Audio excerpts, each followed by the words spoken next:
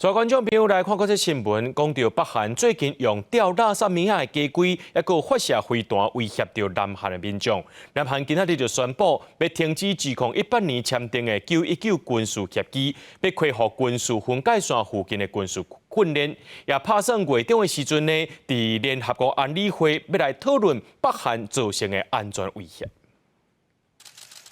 北韩这几礼拜对南韩一直有动作，南韩初时早起召开国务会议，宣布全面终止919军事协议，一直到双方中间互信为止。这份协议是由迄当时担任南韩总统文在寅，甲北韩领导人金正恩伫2018年两韩峰会所签订，内容涉及双方停止为军事区的陆海空军事行为。不过南韩指出，北韩早伫去年11月单方面跳掉协议，对南韩国防安全造成威胁，所以去年底南韩已经重新开始对北韩 前线侦察工作。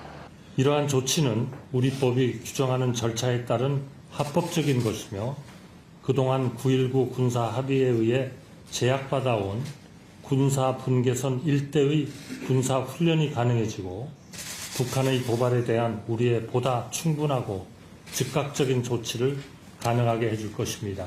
北韩顶个月2次发射军事侦察卫星失败，随后伫礼拜向两韩边境放260多粒的喷射气球，威胁百姓安全。30是向日本海海峡发射10粒地定飞弹，干扰南韩 GPS 甲专机航行。搁伫顶礼拜搁一摆的空飘喷射气球，累计达到3500粒。针对这款行为，南韩计划伫6月中旬召开的联合国安理会上讨论北韩威胁和平安全、甲侵犯人权等问题。